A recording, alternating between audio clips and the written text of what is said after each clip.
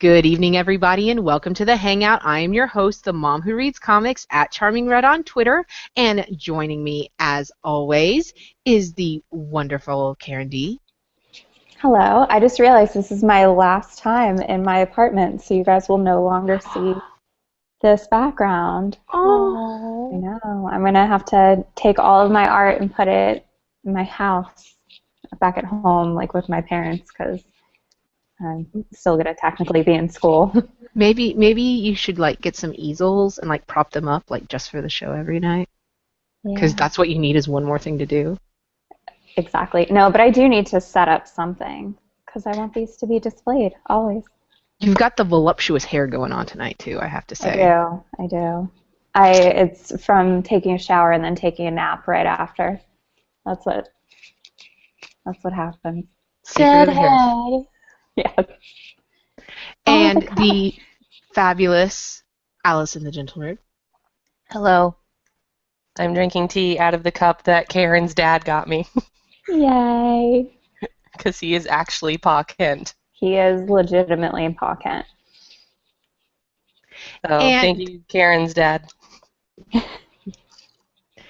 And we want to welcome back. We're so excited about tonight's show. We were really bummed out we had to put it off for a day because of technical issues. But we're so excited to welcome back Steve Orlando. Hi. Yay. Yay. We love Steve. I really like your mug because it has a cape on it, and I really wish I had it. So isn't that cute? And I like that the best part, the belt goes all the way around. Look, they even made belt loops on the mug. I mean, it would have to. Jessica, did I have to give you yours? No, not yet. I just assumed I was getting it at Heroes Con. Heroes Con.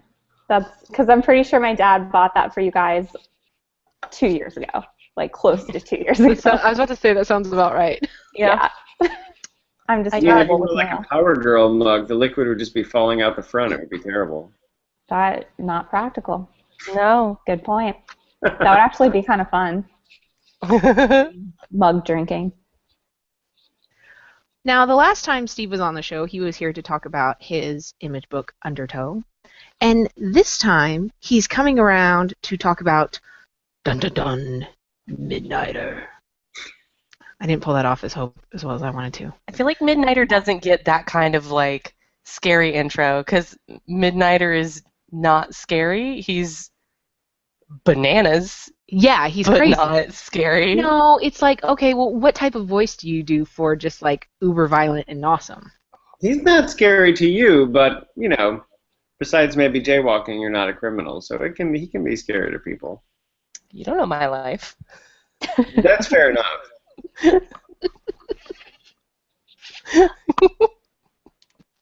I mean, maybe not even jaywalking. Maybe a lot of it. What is the dramatic? Pedestrians don't have the right of way legally, so it's a totally different world down there. We should probably ask Steve, what is what dramatic music plays in your head for Midnighter? What's his intro music to you? Why is there not a Spotify list yet? When he's wrestling Undertaker and trying to break the streak. Sure. There are a lot of dorky answers, so let me begin. No, I think that a lot of Velvet Underground was going into Midnighter because it's a little dirty, but also a little sexy, and I don't know, to me, Lou Reed is a Midnighter type of guy, so there's a lot of that, and that's the cool answer for people who still collect vinyl on their parents' credit cards, but also, Cliff Martinez's soundtrack to The Knick, which I was watching when I was writing the Midnighter pitch, also listening to it all the time, which is a really cool, anachronistic, techno club soundtrack he did for a show about a hospital in 1900. So it makes no sense. Is that the Clive Owen show? Yes, it is, and you should watch it. I've been wanting to watch that. Yeah, his mustache is absurd in that show. Ooh, I love absurd mustaches. So a lot of those things, and I also recently started listening to Christopher Drake's soundtrack to the Dark Knight Returns animated movie. which actually was really good. So I've been doing that a lot too. I think I like Well, your Lou Jessica Reed did answer do a the Batman best. voice. I didn't see I that don't as a do creepy I, voice, but it was a I Batman wasn't. I voice. wasn't going for creepy. I was trying to go for like low and dramatic. But the older I get, the more I find I lose my baritone. I What's can up with probably go that? really low because my throat's really messed up right now. Dun dun dun. That was good. So Midnighter did start out as like a Wildstorm version of Batman, right? He did. Well, yeah, sort of. The answer is sort of because obviously everyone looks at him and says, "Oh, well, yeah, he's Wildstorm's Batman." But when Warren Ellis started the character, he said, "Well, this is The Shadow by John Woo." So the answer is, yeah, people definitely associate him with Batman, but really he's based on The Shadow, which is, also something that Batman came out of. So nothing totally strange there. But I think that part of being part of the Shadow is really important to the character because the Shadow is more of a community character than Midnighter, and that's something that's going to be back in the book. When the Shadow saves your life, you get a little ring. Everyone's seen the movie of Alec Baldwin. I have the signed poster. And so you get a ring, and you're like part of the Shadow Club for a long time. And that's something we're bringing back, the sort of network of people that Midnighters has saved over the course of his career. So there's that through line of a community aspect of the character is coming back, but certainly with them being the world's finest couple, so to speak, when they came out, it's not really wrong to say that he's got some similarities to Batman too, but also some huge and like super important differences. Now, for those who might not be clear, because I mean, this new Midnighter book, it's coming out in June, which all those stories don't necessarily fall in line with what was previously known as the New 52. So, are you allowed to talk about exactly where this Midnighter fits in? Sure. Well, I think that there's been some confusion about what's going on in June, and the reality is like our story. I don't want to say it falls in. I mean, yeah, it does fall in line. Like we didn't make a big deal out of it, and we're at a different point in his life than when we saw him when he was in Stormwatch or things like that.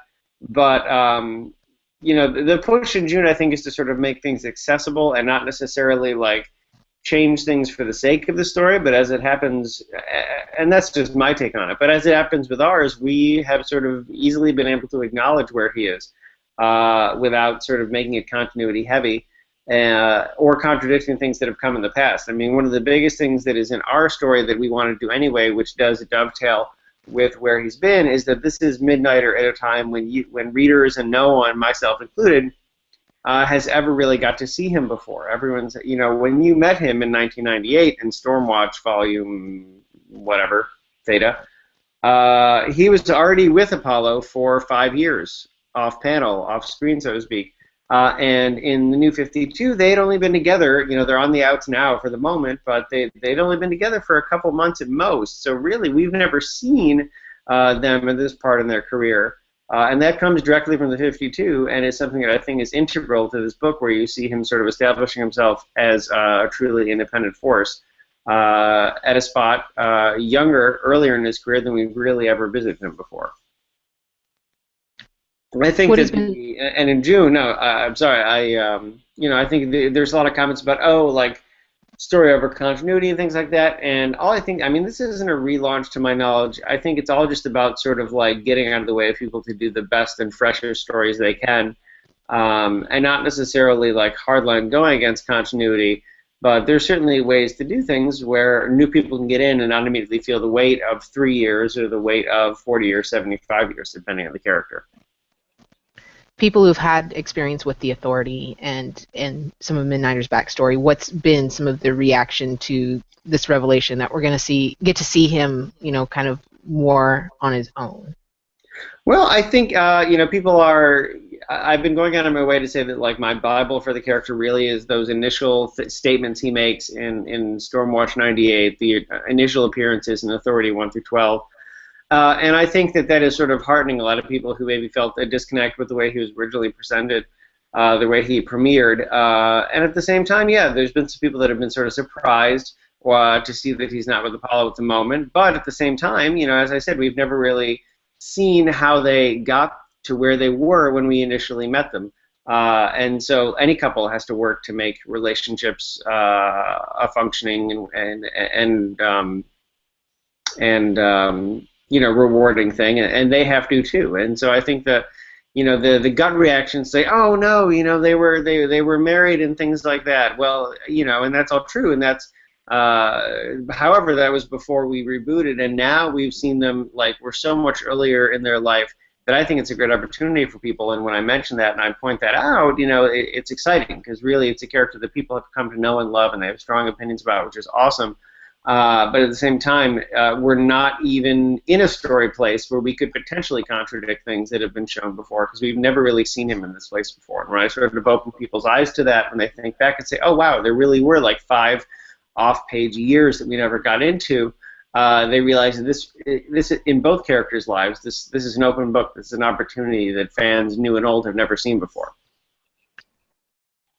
Question on the Twitter feed from our own senior editor, Matt Santori Griffith, at PhotoCub on Twitter. He wants to know, will Naked Midnighter ever reach Naked Catman proportions of awesomeness? Well, I certainly hope so. We're gonna be providing as much of that as we can within the bounds of a T+ book. But having said that, Gal got away with a lot of fun stuff too. So we'll definitely be seeing. All I can say is that Midnighter is an enhanced being in all ways. So look forward to those types of action scenes as well. There's action scenes and there's action scenes. Well, people will know that as soon as they notice page 1 of the 8-pager tomorrow. So stay tuned on that. For anyone who thinks that him breaking up or being on the outs of the Apollo is veering away from his life as an adult gay man, we're diving right in, and you'll see soon enough. Yay! And I know you made this clarification on Twitter, but just go ahead and make it for everybody watching the show. Those 8-page, previews, as they're being called, and things like that, those are actually standalone stories, correct? They are. I think it's super cool.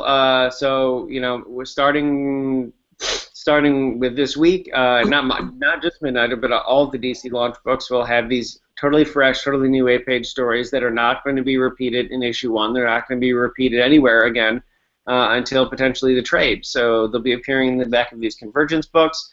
I've heard that they're also going to be available for free digital download off the website, and it's all just so that you can sort of get a taste of the new series and sort of see what we've been working on for the whole time. I know for me, it's also just a chance to do the most badass Midnighter pre-title sequence we've ever done, which is sort of what ours is. If there was a pre-credit scene for every single Midnighter movie ever leading into it, that's what our story would be. So I think it's pretty exciting. How did you approach that? Was this something you found out about after you started writing the series, or right as you were beginning to write the series? We found out pretty early on. It wasn't part of the original pitch, but we did find out pretty early on. And in my case, it was almost exactly like what I just said. I looked at it and I said, "Oh man, 8 pages." And I also kind of laughed because everything I've done for DC until June has been 8 pages. So I was like, "Oh, we're right back where we were before." And then I realized that really that's what it had to be. Like when you sit down for a Bond movie, when you sit down for any type of, even these days, like episodes of Doctor Who, they have these these super focused, very exciting pre-credit sequences that aren't even necessarily attached to the main narrative, but they are created so that if you sit down, you've never seen a Bond movie before, you've never seen whatever, everything you need to know about that character in those 10 minutes or those 8 pages. So for me, it was both super exciting to be able to do that, just be boom, this is what we're doing, see you in June for more punching, but also to be, it's intimidating to try to encapsulate the character in 8 pages, but hopefully we did a good job. And the only other thing I'll say is that every issue of Midnighter is sort of based around him doing at least one insane action movie thing, and that also goes for the 8-pager. So even though it's only 8 pages, we still find time for him to do something that is totally amazing, that even other superheroes would be like, damn, that was pretty cool, which I think is kind of key to the character. And the Midnighter story is showing up in the Convergence Nightwing Oracle book, correct? Yes, we're in the back of Nightwing Oracle by Gail and my friend Jan Drusema. So people need to make sure to check that out on May 6th. And now I have to know what type of, you talk about how there's always like one crazy action sequence thing happening in each issue. That's got to be, I'm trying to pull off sarcasm here and it's not working. That's got to be, I can't help it. That's got to be actually really fun homework. I was going to say, man, that must be some really like tough homework to have to figure out action sequences, but no, I can't even pretend that that's bad. It's been pretty fun. I mean, that's sort of the thing. Like, you have to know. That's a core part of the character. Is, I mean, when the log line for the character that's almost 20 years old has the name John Woo in it, like, the expectation is that he's gonna be doing some crazy stuff. So yeah, I mean, it's always like you're sort of like building these revolving narratives around a set piece for each issue, where you're just sort of hoping that you guys read it and like, okay, that was awesome. And when you look at the character, as I do, which is sort of being like this sort of primal archetypal action movie hero who happens to be a gay man, we must do those things. You know, yeah, it's great, but also, like, how could we not do that? How can you shouldn't be able to read an issue of Midnighter and be like, all right, he punched someone, that was all right. Like, you know, it's got to be something like, I've never seen someone do that in a comic before. Because, you know, I'm looking, to me, he's like John McClane. To me, he's like, you know, not bad movies starring Arnold Schwarzenegger. Like, he loves being a superhero. He loves doing these things. And you guys should love reading it just as much. If you're not into the sort of like madcap, cynic mayhem that is every issue of Midnighter, then we're not doing our job. So, I mean, he kills people with a food item in issue 1. So I don't think there's any going back after that. Is there any sequence at any point where you started to write it and you were just like, nope, that's like camp, that's over the top, this isn't gonna fly?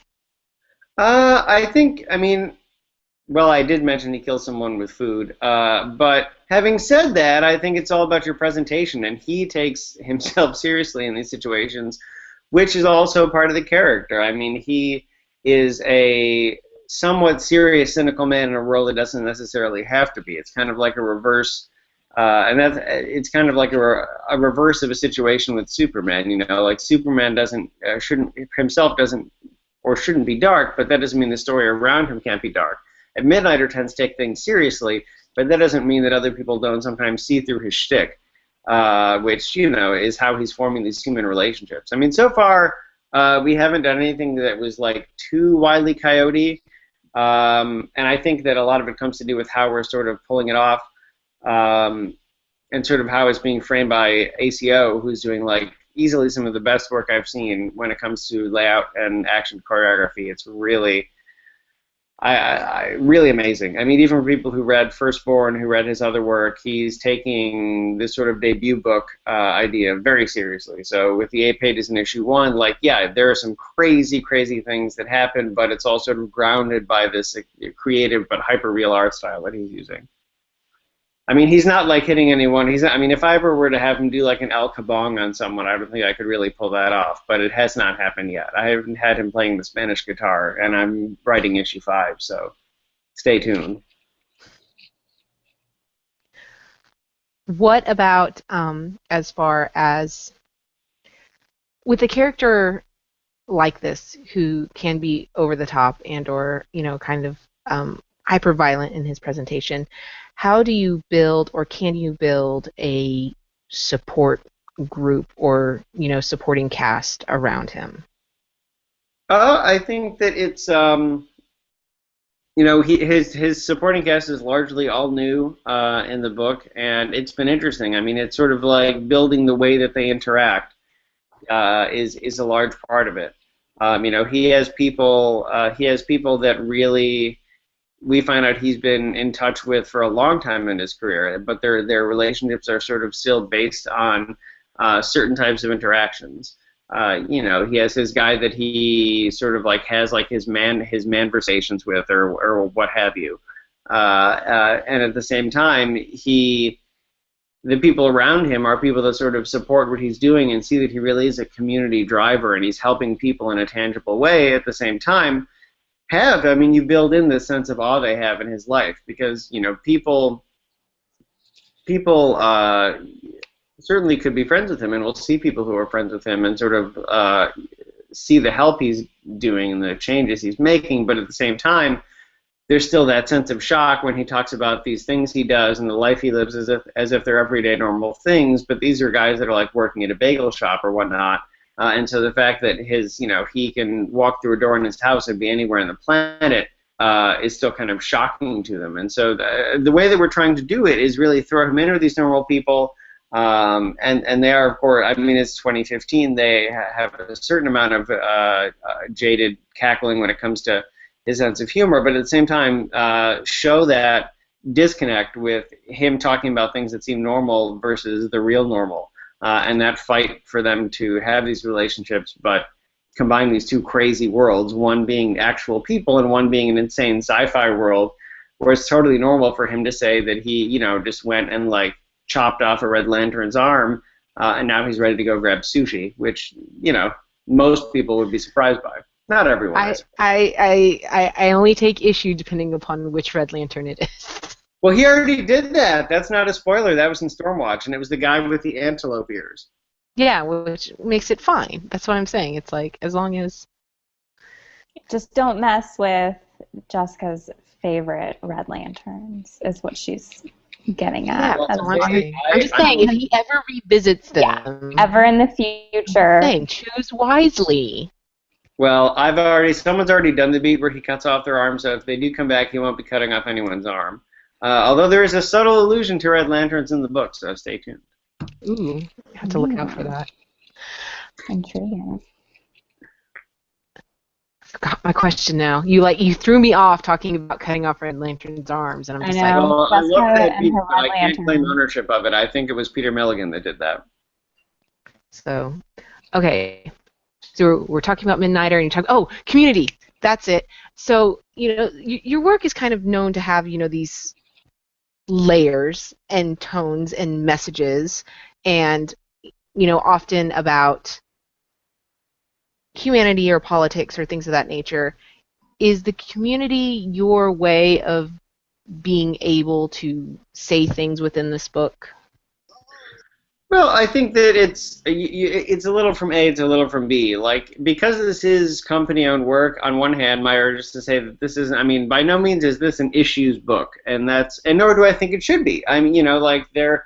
There's certainly, we pay homage to a lot of things that are going on in the queer community, a lot of things that are going on in the country and the world. But at the same time, it's not Undertow. We acknowledge those things in a way that is perhaps more subtle while still saying that they're going on. But at the same time, Midnighter does have an interesting point of view, and so I hope that when you see him in these situations, when you see his approach to things, it is maybe a little more pragmatic, and it's maybe a little more different than you expect from other characters in the DCU. And that is something I try to come across, and hope comes across, because I really... When I went back and reread everything, and I've read almost every appearance that he's ever had at this point, it really struck me, back in Stormwatch 98, for example, he's saying, like, we went to ground, we started, we were hiding from Henry Bendix, we were doing the type of work we should be doing. And then when he's back in Stormwatch, he's talking about how, like, being in reboot Stormwatch, he's saying, this is all really great, but really I'm for the little guy. And so, to me, like, that's him. Like, yes, he's kind of like a horror, like a gay horror Batman, and yeah, he does these crazy things and says these crazy things, but the part of my original pitch and part of what I think is important about the character is that he really does care in a way that is stunning and aggressive. People are maybe surprised to hear that because he is a fan of punching his fist through people's faces, but to me, he's kind of a broken guy who's found a way to make it work. He was experimented on. They put this fight computer in his head, and he knows that he has this itch for ultraviolence, but also he cares so much. You see, even in the original Authority run, it's all jokes when he's like punching aliens, but when like children or innocent people are in danger, when there's people who are victims, he's not joking around. He's super serious, and that's when he's his most terrifying. And I want to bring that back to the book. I think that he's super empathetic towards people. The worst fear for him is that he screws up and someone else has to go through what he did, where they lose their childhood, where they, he doesn't want anyone to be able to make any more Midnighters. And with the whole story going forward, you see that all these things have been stolen from the God Garden, and are being disseminated out into the world, and that's his worst nightmare, really, because it's all the bad science, all the black tech that made him and created a story like his, and he doesn't ever want there to be a story like his again. So that's to me where hopefully things can come through, sort of the point of view, seeing a different type of person lead a story, seeing a different type of person support in a story, and giving different people faces and visibility in the book is definitely still on my mind. And hopefully the way he approaches things, and as you said, like a more community-driven aspect, Midnighter, in my opinion, is a guy who, unless it was a means to an end, would never really care if he was in the Justice League. He would never really care if anyone really knew who he was in the superhero community again. But if he's walking down the street and he sees some guy like heckling you over your groceries, he would gladly stop what he was doing and put that guy into a mailbox, even if it was only this big. And that's sort of like, those are the things that are important to him. And I think that it really is a wonderful viewpoint to bring into comics. It's totally from left field, but it kind of reminds me of anti-heroes like Alan Shore from Boston Legal, and those guys that are just absolute jerks, and yet the second it's about anybody's rights or humanity or anything being taken away from them or anybody stepping in their way, that's where he just kind of draws the line and takes care of business. Except in that case, it's in a legal office with snarky David E. Kelly scripts. And well, he is snarky too. Witty sound bites are a part of the character. But I think that's true. He's not necessarily a nice person, but he's an extremely caring person. I think it's a conflict in between him. When I was first talking about the character, and I've said it in a few interviews, like for me, and somewhere on the internet they said it was kind of contradictory, which is kind of the point. Like for me, he cares by way of sadism. He's not a sadist. It's just that he cares so much about people, but then when you go in the other direction, his reaction is just as polarized, and he, suffice to say, reacts strongly. As you can tell with my stories about him, like punching through spines and things like that. But he, at the same time, would never, the moments for the character seems to be cynical about innocent people that have appeared in the past have really not struck a chord with me, because he is, I think, a person that really does sort of drop everything. That is one of the things about his network of people who he saved and things. He's about privacy. And we see him talk about it. People say there's a reaction with some people. Oh, this is kind of weird because he has a way to contact them anytime, but it's one way, so people can call him, but he can't call them. Which is sort of all part of his character. He's really wants to be there for people, as many people as humanly possible, and in a way that also that a lot of other characters can't, because he's Midnighter. He has all sorts of computers in his head, and he has all sorts of enhanced physiology, and there's really no reason he should confine himself to one city. So part of him sort of creating this web and this community around himself, being kind of a movement, is so that he really can be more places for more people all the time. That was beautiful. But with a lot of ultraviolence, so yes. Stay tuned. Ultraviolence and hopefully PG-13 gay sex. Well, as I said, he knows he's getting it. He knows he's got it, which is pretty key. I think that, he's a super confident guy, and that's part of the character. So I think that lends himself to his other pursuits as well. He's a guy who doesn't give a shit what people think about him in any situation, and that is something I like to say too. Because people have said, oh, well, he's a violent character? Is it a good symbol for the community? And certainly, he's a violent guy, but no one says, oh, Wolverine kills people. What does this say about straight white Canadians? True. I think that a lot of the core aspects of the character, that being his confidence, that being the way he lives his life, and sort of his on-the-nose struggle for identity as someone who's Midnighter all the time with no secret identity, because he doesn't. When he goes to Rite Aid, he's still Midnighter, and that's not something we're backing away from. That's his name. Not that we have scenes of him going to Rite Aid, but you know what I mean. And I would love that little slice of life in there. That'd be awesome. Picking up some meds. But I think Opening up the door, and there's the pharmacy. well, but I think the confidence is key. Like who doesn't wish that they could live like him, even if they're not a vigilante, even if they're not a gay man. Like we all sort of have these moments where we're kind of like shy about ourselves, and those things don't exist for him. He's out of the closet in every single way possible, and I think that's something that we could all aspire to. And when it comes to a community like the queer community, so many of us look for these sort of role models. When I was younger, obviously, back in like 1913, you had like, oh, like I have to be Jack from Will and Grace. Oh, I have to be this. I have to be that. And so we're always looking for like definitions in sort of a passive sense. And he's looking for one in a literal sense as someone who doesn't even know what he likes, as someone who for a long time would basically spin a map and poke his fingers on it and then say, oh, I'm going to go fight someone there, and then he would come back and do it again. He legitimately doesn't know what he is when he's not in the trench coat. And so for many of us sort of trying to define ourselves in that way, I think that connects in a lot of ways too. And so his own struggle and the way he deals with it, I think, is super important, even if he happens to be a character that maybe, we shouldn't all go out and like kick people through the groin or things, but I suppose not. But there's much to be admired about his way of life.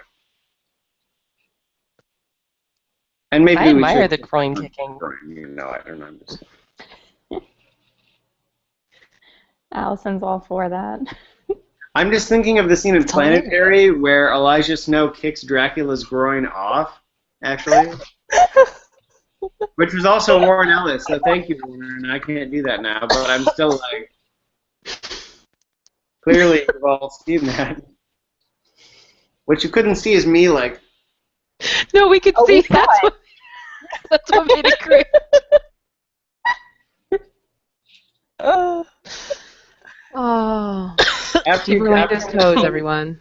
I mean, after you told me what Zdarsky did in the show, like, I'm not worried about doing anything.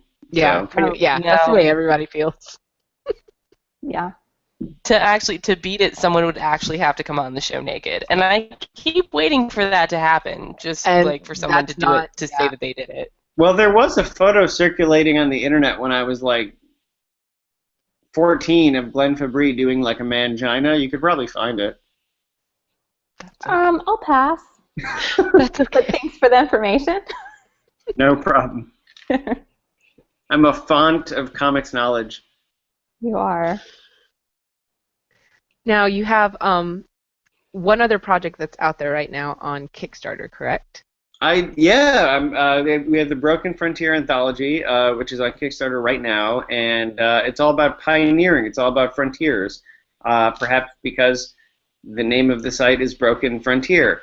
But regardless, joking aside, it's a super killer lineup of people. I can't even list all the people involved in it, notwithstanding myself, Marguerite Bennett, Cullen Bunn, Fred Van Lente, Farrell Dalrymple, just a crazy, crazy lineup of people willing to support Broken Frontier and do this book of anthology pieces about pioneering. My story also involves Yaroslav Ostapeyev.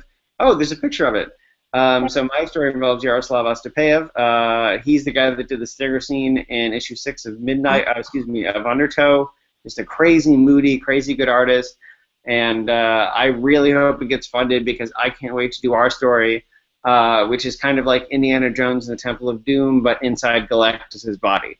So there's my pitch for ours. And so cosmic Jack Kirby archaeology in mine, and a bunch of cool stuff in everybody's story. And yes, you should all go to check out the Broken Frontier anthology, which is going on right now.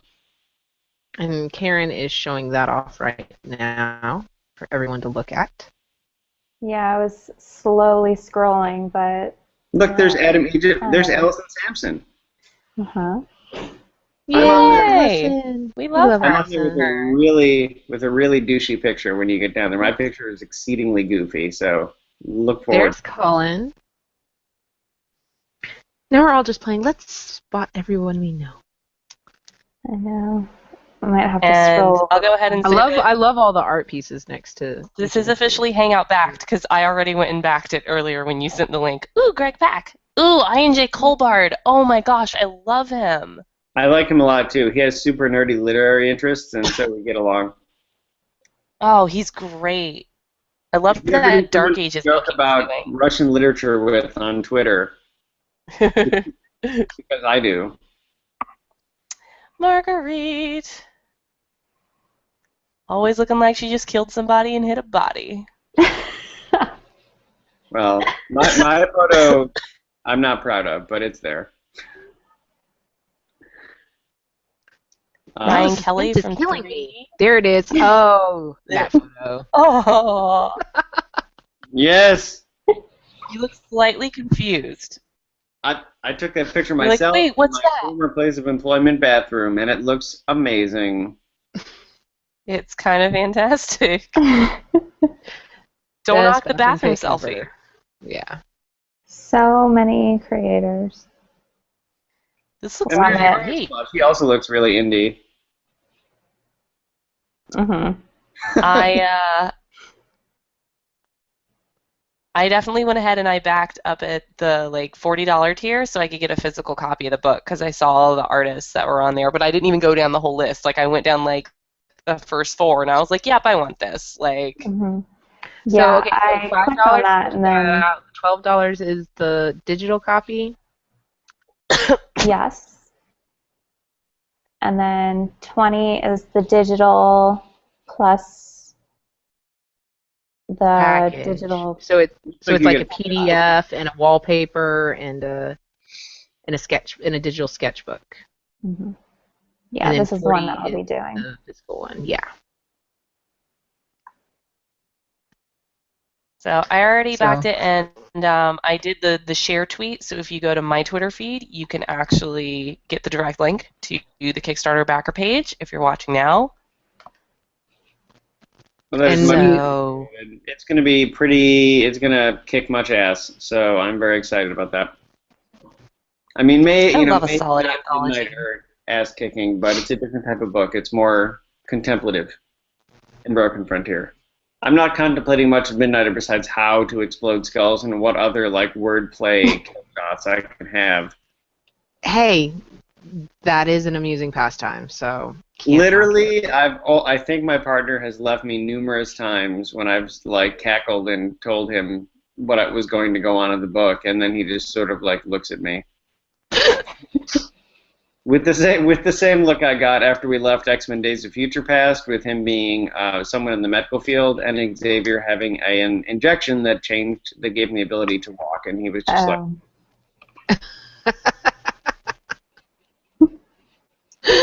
"What do you think of the movie, hon?" well, It's comic okay, out of science. It's not real science. It's comic book science. comic I book have a science physicist friend who, covered. after Age of Ultron, was just like, nope, nope, physics, that's not how you physics, nope. Even you? Yeah. Well, no spoilers for Age of Ultron. It's not a year old yet. I haven't seen it yet. There you go. But I yeah, dragged my no, sticky there's behind now. so often I just start cackling when I discover a new, both awesome and slightly funny way for someone to die in Midnighter, and I just have no one to talk to. All of their comic creators have blocked my phone number. Barberry, I You can can't talk find to a way to us. go to his house. You know, Yeah. because I'm just like, dude, what if he, oh, and Start writing on Sonic to his window. no, I'd be like, what's his name, holding up the, The boombox. yeah, except it would just be like a picture of someone getting killed with a chicken or something like that. Well, then you're Andrew Lincoln at the end of Love Actually. I would be okay with that. Who wouldn't be? Well, no one gets killed with a chicken, I can tell you that, because that already happened in Hot Shots Part 2. But it would be a good idea. This is true. I remember that now. Why? Why did you put that back in my Use a brain? different kind of weapon. Use a different kind of bird. I finally picked it out, and now it's back. Oh, come on! That movie when I was younger, like I was not old enough to understand what satire was, and so I legitimately didn't know why Iraq was still having problems when Saddam Hussein died in that movie. Oh. And my father was just like, "All right, back to watching G.I. Joe for you, man." Like, Yay, more reminders I'm an old person. Okay, moving on. So, okay, but once again, Broken Frontier on Kickstarter. We'll have a link below. Midnighter in the back, the 8-page short story at the back of Convergence Nightwing Oracle, out this week, May 6th.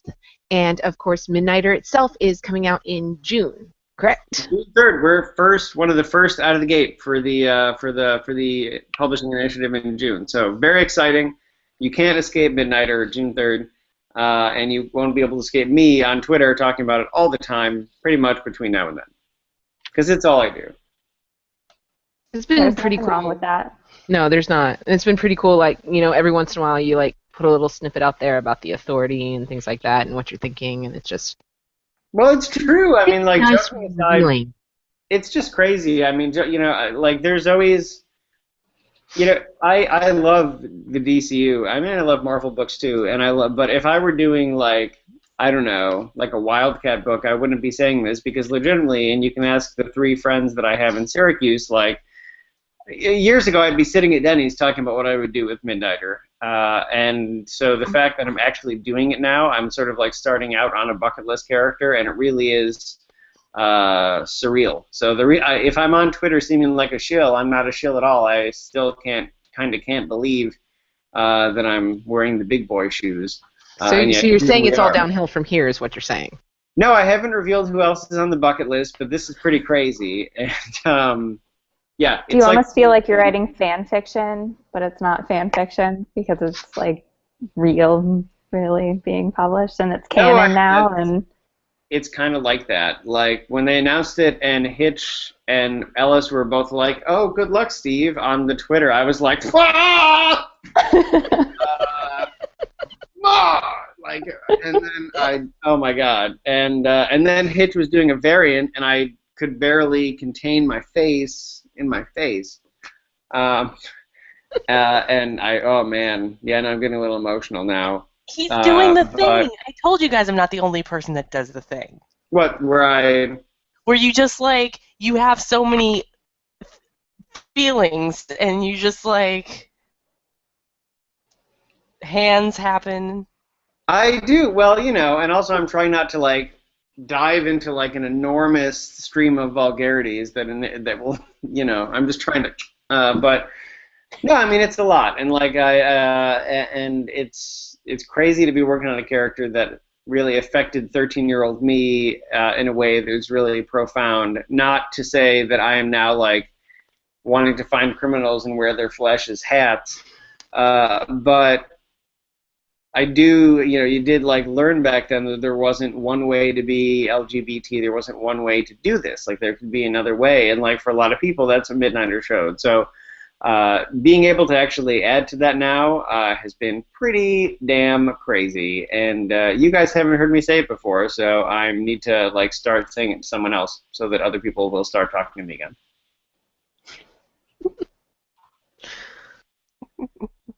We're sorry we're not enough for you, Steve. We're sorry you want to talk to people. No, I mean, you'll get sick of hearing it. This is only an hour-long show, so you actually are incapable of getting sick of it. But You We could do need tweet to go me ahead. every single day being like, I was about to I love say. doing this, like Midnighter is awesome. And I'd be like, yeah, all right, cool. Your enthusiasm. aw, I think she froze up again on us. yeah, Makes her me feed hasn't been enthusiastic. I great think the- tonight. oh, I thought she Did my was just feed like come out really holding again? still. No, Yeah. she's been having still and blurry at the same time. yeah. Needless to say, Yeah, your awesome. enthusiasm sells the book. So I hope so. We'll see when issue 1 comes out. Everyone will be coming at me with pitchforks and things like that, but hopefully not. Well, I know some people have already read the 8-page preview thing, and I'm hearing good things already. I don't know how people have already read it, but I don't know how they've read it either, but it's true, and so I like those people, and I like what they're doing, and I encourage them to continue doing it in as loud a manner as possible. well, it is the book itself is actually as we speak right now at local comic book shops. So right. So some people might get their books on Tuesday night, or they may work at a comic book shop, and I mean it's good that out of all the books that came in, they picked up the Nightwing Oracle and then read your 8-page. Yeah, I hope people will really like it, and the fact that it's in there too. Like, let me paint a 30-second picture about the comic industry, because everybody always says like, "Oh, it's all happened so fast," and like, "How did you do it?" And Hasn't really been that fast. no, and it's not that fast. Like, I always try to like be 100%. I try to keep it 100 with people when I like see them at shows, because they're like, "Oh, well, how did you do it?" And I'm like, "Well, I've been going to shows and trying to break into comics since I was 13, and now I'm 30. So it's not a quick process." And like, to illustrate how those weird relationships go in Strange Synchronicity, when I went to my first show, it was a Wizard World show, and I met Tom Mandrake and Jan Duursema, and at the time Tom was doing Martian Manhunter, and I was like, "Oh, I love Martian Manhunter, and I'm a child." And so I hadn't gone through puberty yet, and he didn't know if I was a boy or a girl, but he knew that I liked Martian Manhunter. And like, we stayed in touch, and now, like, infinity years later, Jan is drawing the book that my DC debut is happening on, which is just crazy. Wow. After years of like talking to them at shows and like getting lunch and making fun in New Jersey, here we are, and it's pretty insane. And there's a bunch of things like in between that. Just like, all of comics is a web of knowing people and like reconnecting in a strange like helix of social interaction. But it's not an overnight process, and so I always like to say that a little bit, because people could maybe just look at Undertow and think that like my whole career and people's career, not just mine, let's get off me, like happened in a 2.5-year period or something, but it's not. It's so much more. So I always like to make a point of saying that, because for a lot of people who like me or like any number of people I know, like, you're always like one project away from just being like, comics, and you just want to like throw things, but The audience got thrown there for a second. I know, well, because sometimes you just I didn't hear back on this pitch, and I didn't, and you just want to be like, and light it on fire, but you got to stick it out. I did it. I mean, everyone feels at some point like it's just never going to happen, but it really can. And so it's now that I have a platform, I think it's super important to say that for people, because so many times I'd called my friends or things have been like, "Comics, I'm gonna burn it all," and they were like, "You're stupid, calm down and think about it again in 2 days." And then I did, and then here we are. But it's important to know that, like, there's no set way that it happens. There's no time that happens. You just got to keep making comics and keep trying, and eventually someone will get eyes on it. I like that. Yeah, it's very good advice. Well, We it's need true. I've physically punched numerous laptops before this one over my rage about comics, so you're not alone, people who punch their computers. I've done it too. Maybe more than you. You people need to treat your computers with respect, darn it. Yeah, but they don't respect me. It's a two-way street, man. It's a two-way street. We need to go ahead and move. Okay, so Convergence Nightwing Oracle, Broken Frontier on Kickstarter. We need to go ahead and move on to our picks of the week. Karen, were you able to read any books this week? Okay, so I was. 2 books. And it's really funny because when I can read kind of all of the comics, I love kind of the lesser known comics and sort of like the newer Marvel stuff, like Ms. Marvel and stuff like that. But when I have a limited amount of time, what do I read? Superman and Batman. And Superman. Which is kind of, I mean, I'm a DC girl. That's how I got into comics. And actually it was the Superman, Batman. Oh, wait, no, Mirror. So it probably is. What is that direction. Batman book? They give me variant covers a lot of the time, and I don't really look. So that's the movie poster. My shop used to automatically give me variants, and I had to tell them to stop unless I specifically asked for them, because it's like I like the regular. I do too. I know. I need to. My shop was sold out of the regular. So is that Batman 40? Yeah. Yes. It's a variant Mm-hmm. cover. I mean, it's not like they ever charge me extra for variants, but I don't really want the variants. But yeah, Well, I'm so super excited to hear what you thought about it. So yeah, this.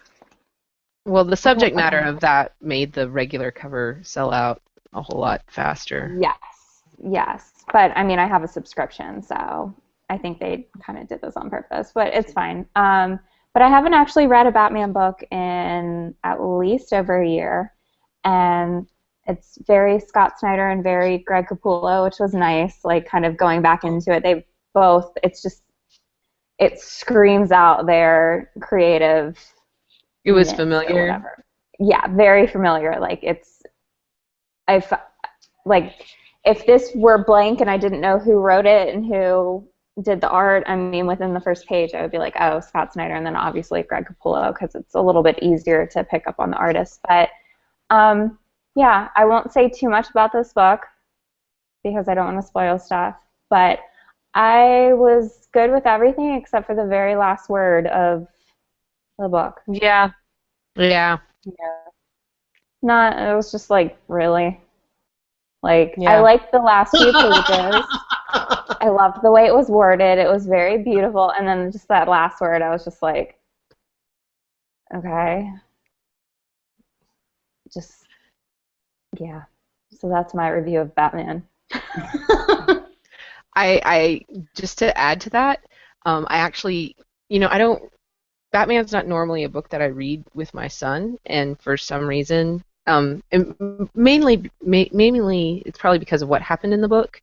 I thought, this will be a memory for him, and we sat back and I read it to him, and I think he actually understood the end more than I did. I don't really get that word. The whole meaning and it's just like, where are you Yeah. going with this? So yeah, after the show, you need to explain to me his explanation of it. And then It's very John Romita simplified. Jr. wrote Superman, this one issue. It's going to be a different writer in the next issue. How did you feel about that? Because I know you were worried the month before, or Yeah, you weren't sure the month before. it's not the worst Superman comic I've ever read, but it's not one of the better ones. It was okay. Batman was kind of really jokey, and because it's more of like a Justice League issue. I mean, it has Yes. Batman and Wonder Woman and Cyborg and Aquaman, et cetera, et cetera. The Flash. I thought it was fun, at least. Yeah, it was fun without being super good. Movies can do that. Comics can do that. Yes, It happens exactly. where you read something and you're like, oh, this is a mess, but I enjoyed it. It wasn't as much of a mess as one would think, and I didn't enjoy it as much as one would think. So I don't know if I agree with that statement. But it wasn't terrible. All I have to say, though, Karen, is like, hey, it's not, a few years ago with massive Yeah, amounts of text and speech and thought balloons all at the same time. thought So, balloons and speech bubbles when he's completely alone up in the clouds, just talking to himself like a crazy man. But it's Jeff Johns is such a good Superman writer, and so after coming off of his run and then going to this, it was like, oh, just I don't know. I want Jeff Johns to continue writing Superman forever and ever. well, I think the guy coming in, Gene, is going to have a really interesting take. I know that the actual costume has been divisive, but Gene himself is super, super smart. So I'm super looking forward to that. I actually didn't get to read the Superman issue in question because I was crazy last week, though I did read the Batman issue in question. But I think it'll be really interesting to see what Gene does. He's kind of like, with his previous work, he'll at least have a uninteresting approach. Whether it pays off or not, I have no idea. I don't have secret info on that. But, a guy known for sort of this like in-depth book about the immigrant experience is certainly going to have an interesting take on Superman. Whether or not it works out, that will be to you guys and things like that. But I think it's a bold choice to put him on there, so I'm looking forward to it. Oh, here's the movie variant for Superman 40 right there. Mm. So, okay. Yeah, we'll see with the new writer. Superman's just hard to write. So I remain optimistic, and I keep an open mind whenever I read an issue by a new writer. So, yeah. Allison, we cannot completely see you, but if you wanted to tell everybody what your picks of the week were.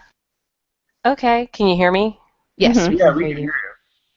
hear Okay, here, I'm going to try. We can't see you at all, so. Awesome. Well, my pick of the week is Daredevil, number 15. If you have been like the Wade Samney Daredevil, Wade Samney Wilson rather, Daredevil has been pretty much like all rise in terms of just like hitting high quality marks, but the actual content of this issue and the twist that this story takes is really, really interesting. And I haven't been reading Daredevil particularly long, but I've not heard stories referenced like this. Basically, the villain of the piece decides to get at Matt Murdock by exploiting him at one of his most vulnerable points professionally, which is attorney-client privilege, and basically starts outing a lot of secrets in a very particular way, and there's no way that Matt can stop it. Like, he's rushing to try and stop the guy from doing it while he's doing it, and so like all of these things are coming out, and it's like that shit's not going back in the bottle. So it's which is just really kind of this fascinating level of drama because it's ridiculous for me because I've been reading this book longer than any other Marvel book, but I always forget that Matt's a freaking lawyer, How do and you that forget stuff that? should matter. It's like it's not like I forget, but it's like a lot of it's not like the She-Hulk book where the legal process played a very central role So is to it more like Superman being a reporter? yeah, like half the time his reporting skills just don't come into it at all. Or people who Okay. write Batman forgetting he's a detective. Like it's Well, and that sort of hasn't been emphasized, especially in the movies. So I can see why people would forget that Batman yeah. is a detective. But at the very end of this Daredevil issue, Daredevil has to get help from, the last person he should ever want to get help from, and it's super awesome and just like a really wonderful last page. And I'm like heartbroken every time I think about the fact that this book is ending because it's so good. Runner-up, Bitch Planet number 4, because there hasn't been an issue of that book I haven't liked yet. So can you spoil Daredevil for me, Allison? Is the person Yeah. on the last page D-Man? No. Okay, fine. I mean, do you want me to like No. I can hold First up of the all, do picture. you all know who You guys can D-Man is before I... Well, No. we won't. We can't see you, Allison. We can't Okay. see you.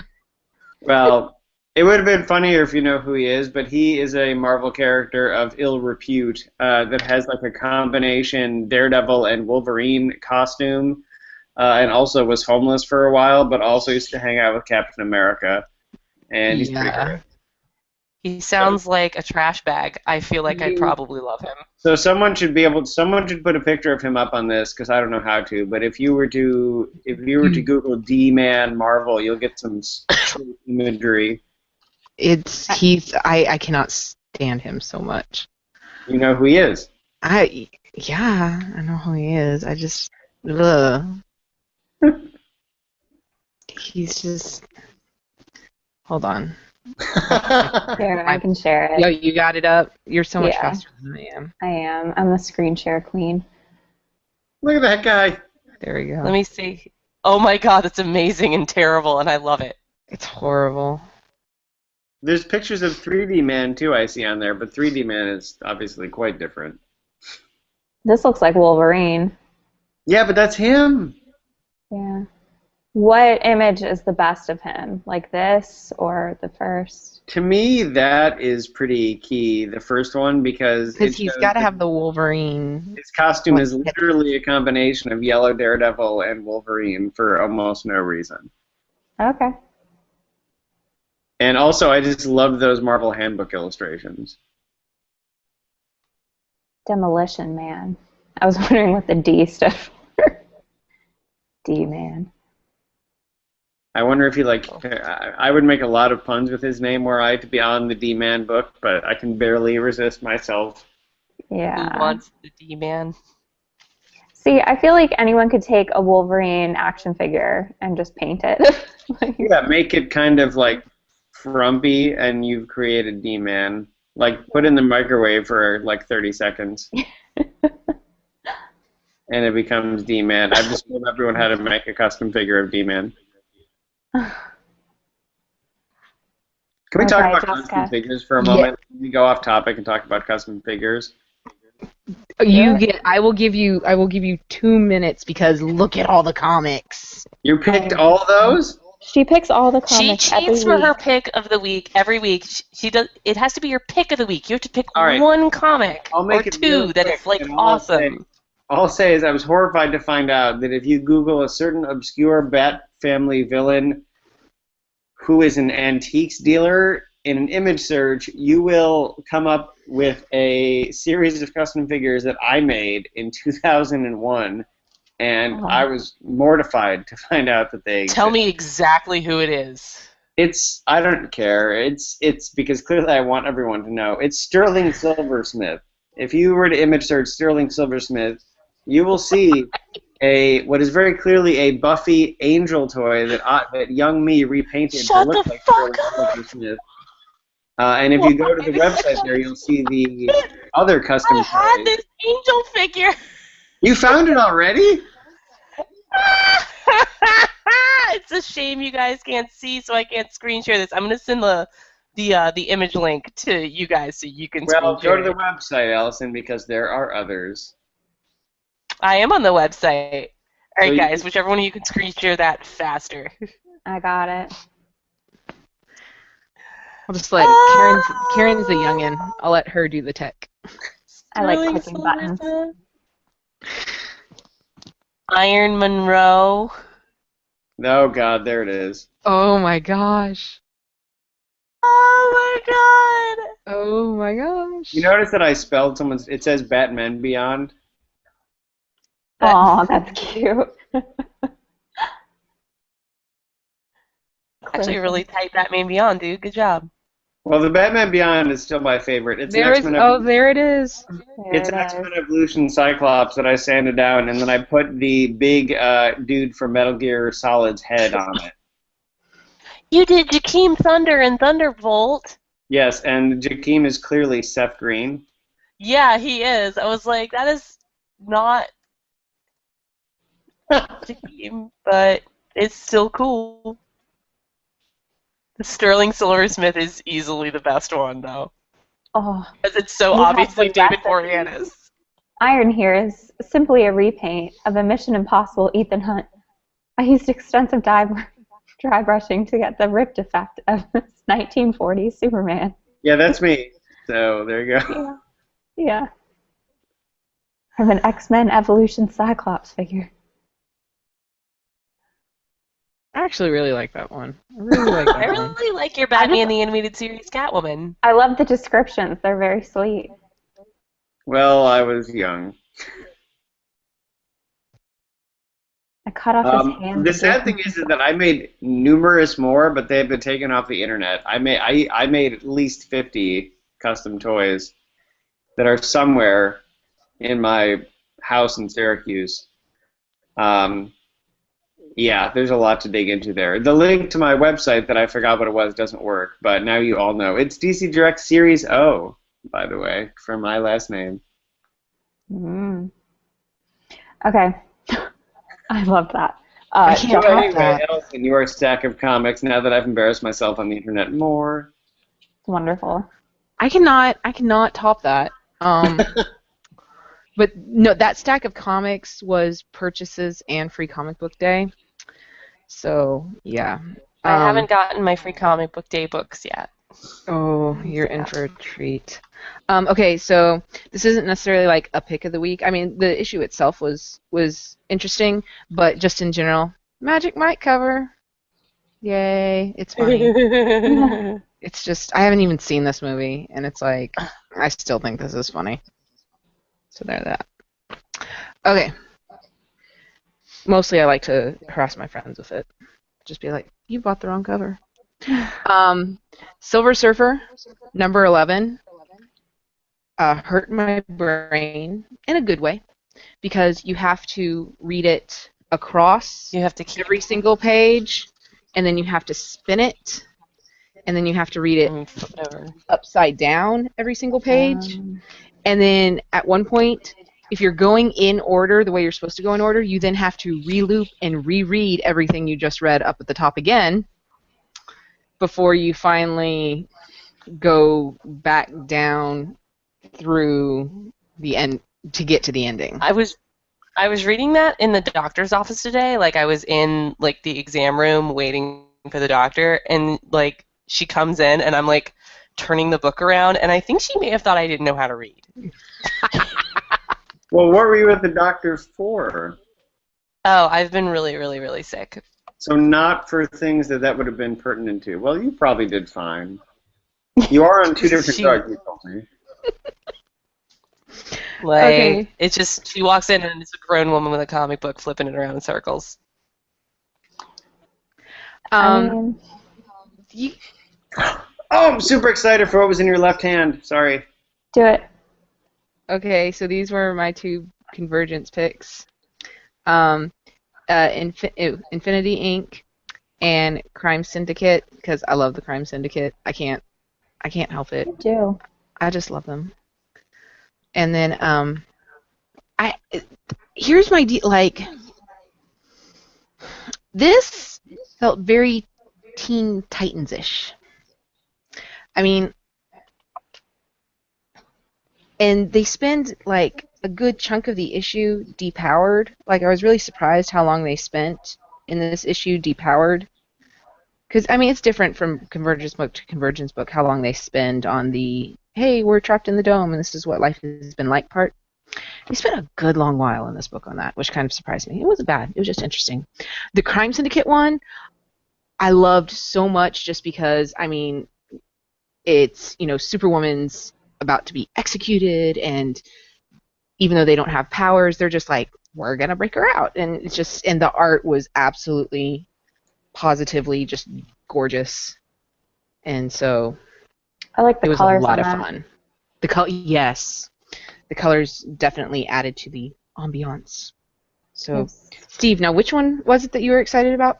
Oh, I also love the Crime Syndicate, but I also love Infinity Inc., and I also love Ben Caldwell drawing Infinity Inc., so I was super excited to see you pick that one up.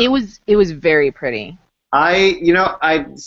True facts, I haven't actually got my hands on the book yet, but to see Ben doing Infinity Inc., it just seemed like a crazy good fit, and he's an amazing artist, so I was really pumped. Like, to me, that and Doc Shaner and Parker on Shazam are kind of like, Yeah. like, why are these not just books? These Right.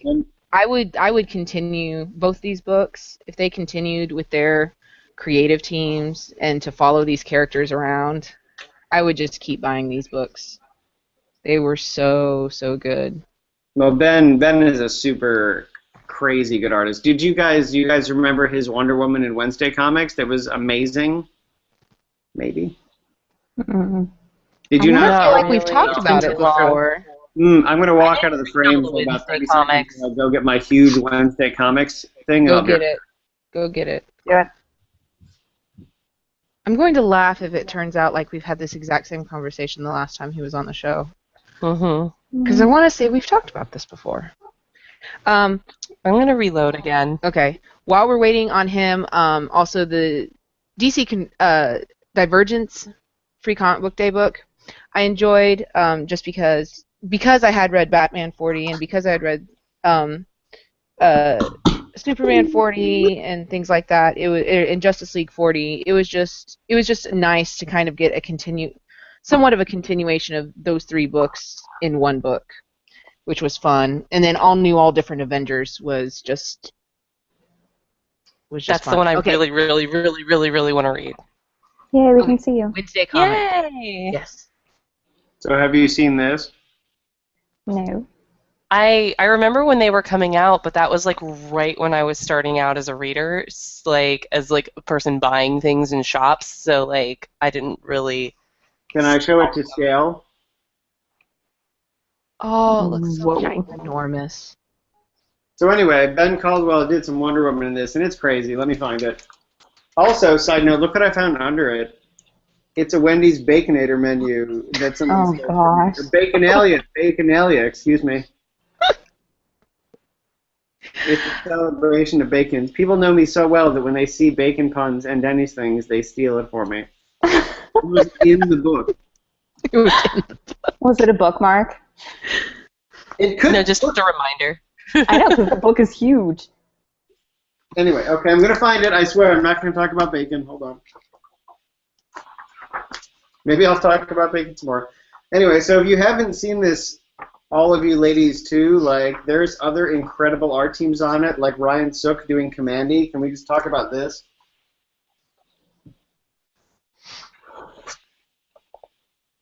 Slower, slower, slower. There you go. Nice.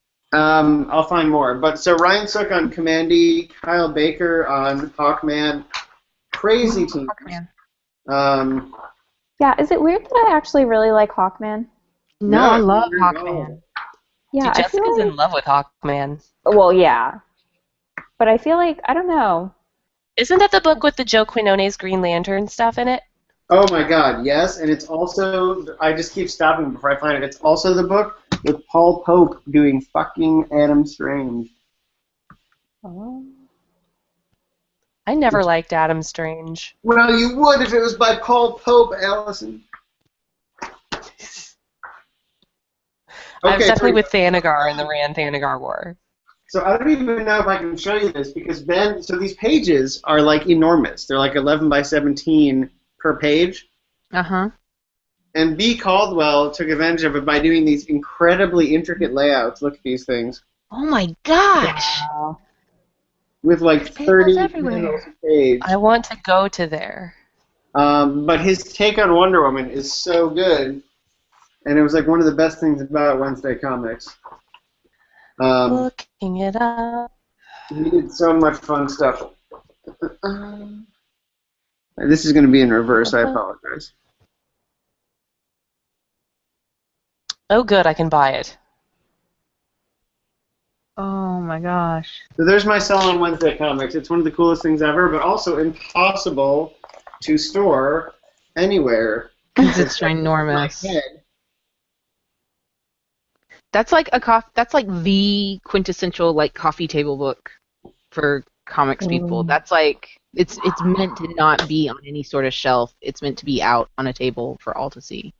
That's what I should do with my Superman, Batman book that you guys got me for, Yep. was it for my birthday? I display my absolute editions all the time. And now Steve is showing us a menu. Can you see Okay. we have a Sunday? Moving off of the bacon. And now he's just showing us the Denny's menu. All right, Jessica, was that all of your Super picks? excited that I found that. Yes. Whatever. I'm super excited for you. Really quick, our picks for this next week. Mine is Sword of Sorrows #1 and Sword of Sorrows Chaos. They're funny. You should read them. Okay. And lots of action. Anyone? I'm looking at it. Not really seeing. I know Wicked and the Divine, which I probably won't be getting, but I know you guys will be. It's going to be a light week for me. Rocket Raccoon. Maybe a little Nightwing Oracle #2. Oh, yeah, that's a given. A little bit of that's, previews of Midnighter. Rachel Rising #33. Oh, show. Oh, And yes, definitely. Of course, Kind Nightwing Oracle. #2. Does the big con job come out tomorrow? Does the what come out? Because the big con job. Because we're in that book. The girls of the Hangout are in another Yes. comic. We are. Oh, it is coming out tomorrow. Yeah, we'll be in it. So everybody buy the big con job too, and then you can take the comic Hangout with you in art form. You're gonna be signing that shit everywhere you go. Meaning at Heroes Con. Hey, nobody has yet to ask me or any of us to sign Fanboys vs. Zombies number 20. So Yeah, listen, it's a slippery slope. I've been asked many strange things at a show now. Okay, so Allison froze, and her picks are Spider-Woman and Wicked and the Divine. and Ragnarok, or because of Ragnarok. There you go. Steve, Allison's gone. thank you so much for Yeah, joining her us. internet. Yes, like her computer froze. She's like messaging us on She's her on phone her now. phone. Yeah. I'll tell her that she should probably get a Mac like me. I never freeze. She should. I agree. Hi, Allison. Well, that Bye, Allison. it was really exciting, though. Steve, we want to thank you so much for joining us on the Comic Hangout, and we want to tell everybody you can find the latest news, reviews, previews, and interviews, including a list of all of the 8-page previews coming out from DC and what books you can find them in on what weeks on Comicosity.com. Make sure you check that out. Make sure you check out the Swords of Sorrows interview series. We had 2 interviews go up this week, one with Nancy Collins about Vampirella, Jennifer Blood, and one with Gail Simone herself about Swords of Sorrows number 1. And buy Convergence Nightwing Oracle and get on the Broken Frontier Kickstarter, folks. Steve, thank you so much for joining us again. It is always a pleasure. Good night, everybody. Enjoy Thanks your for talking comics. about bacon with me.